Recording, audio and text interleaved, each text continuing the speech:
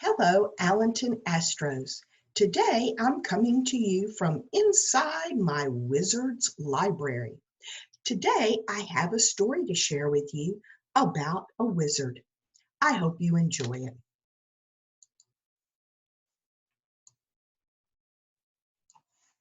If I Was a Wizard, written by Paul Hamilton, illustrated by Simon Howell. The programmers of tomorrow are the wizards of the future. Gabe Newell.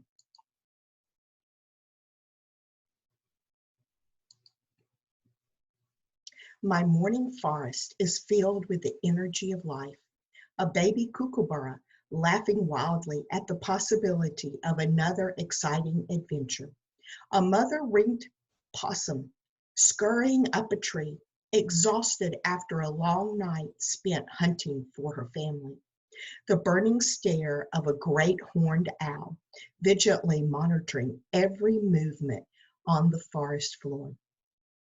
But if you concentrate and you're quiet, really, really quiet, and still, very, very still, you may just hear the tiny voice, and that would be Mrs. Fern, my teacher.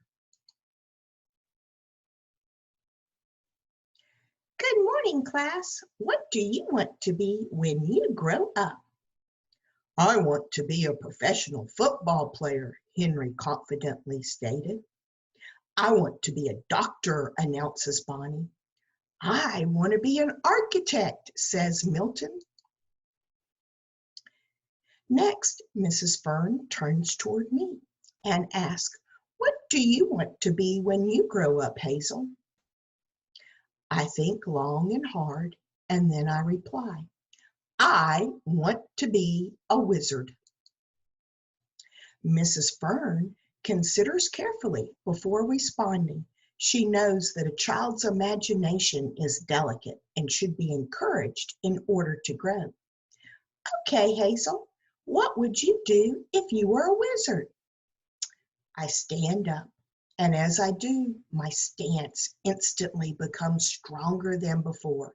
The words come to me naturally and quickly, as if someone had taken control of my mouth. I feel like a puppet being controlled by its master. I begin. If I were a wizard, I would make 10 perfect waves so that Cousin Milo could surf by the waterfall. If I were a wizard, I would help my grandpa Leo retrace his steps so that he could find his glasses. If I were a wizard, I would help Auntie Matilda find the quickest route to work, even if a fallen tree was blocking the main path. She would never be late for work again. If I were a wizard, I would help Nana Belle by labeling all the containers in her pantry with big, clear letters. That way, she would easily find the ingredients needed to make my favorite cookies. If I were a wizard, I would help Great-Grandma Sheila go check the mailbox each day, and I would remind her to take the umbrella with her if it was raining outside. If I were a wizard, I would help Dad learn all the steps to creating a new meal, something besides bug bolognese.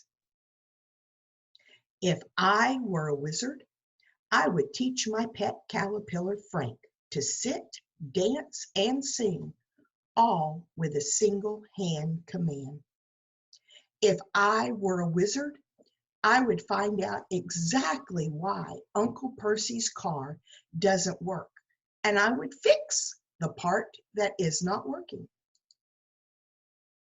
And best of all, if I were a wizard, I would help people focus more on what they have in common so that we could solve all the problems in the forest.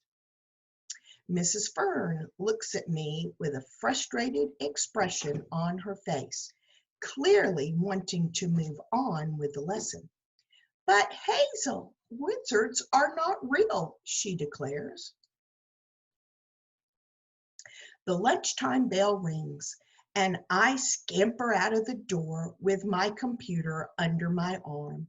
The morning sun continues to rise over the forest canopy from the east. As I run, Mrs. Fern's words play over and over in my mind. Suddenly, something inside me stirs, like a tiny spark that starts a flame.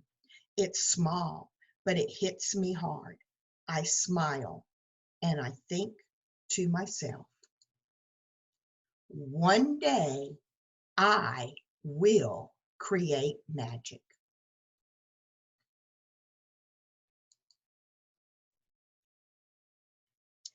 I hope that you enjoyed listening to this story. Did you know that hidden inside the story were computer coding concepts? Let's take a look at some of those concepts. Repeats and loops. Repeats and loops are ways of making things happen over and over again. Our wizard creates a perfect wave and then uses his magic to repeat the wave 10 times. What are some of the things that you spend a lot of time on that you would like to repeat? Sequence and order. Have you ever lost something and had your parents tell you to retrace your steps? Sequence and order are important in coding because they make sure everything runs smoothly and happens in the correct order. Just imagine if we put on our pants before our underwear. Oh my. Algorithms. An algorithm is a step-by-step set of instructions for completing a task. Auntie Matilda carries out all the steps to get to work, from opening the car door to arrival. There may be different steps and different routes to take, different algorithms. The most effective algorithm will get Auntie Matilda to work the fastest. Variables. Think of variables as labels. They are great ways of keeping track of things. Nana would be helped by labels on the containers in the pantry. She would then know exactly which containers to grab in order to follow a recipe. Conditionals. When do you walk across a busy road? You walk if the walking sign is lit up, right? That walking sign is a condition. A conditional statement says, if this happens, then something else should happen. Great-grandma needs to be reminded to take her umbrella with her to check the mail if it is raining. Functions. A function is where you group tasks. Every day we perform simple tasks like collecting the mail and complex tasks like learning to prepare a new recipe. Debugging. Uncle Percy's car is broken, but is the entire car broken or simply a small part? Debugging code means finding and fixing errors in code.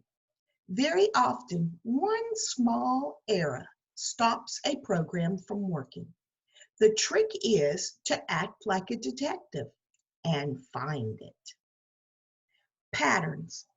Patterns exist everywhere. You will find them in mathematics, science, and literacy.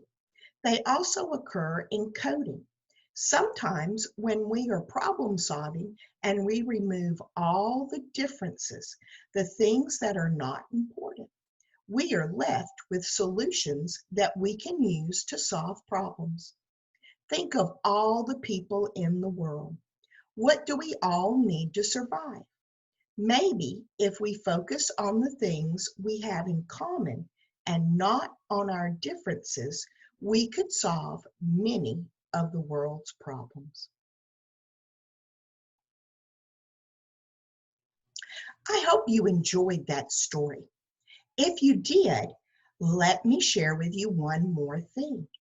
There is an app that goes along with the story, If I Was a Wizard. I will leave a link to the website that tells you all sorts of information about Hazel, the wizard, and the app and some other coding resources. Right now, let's take a look at what the app does.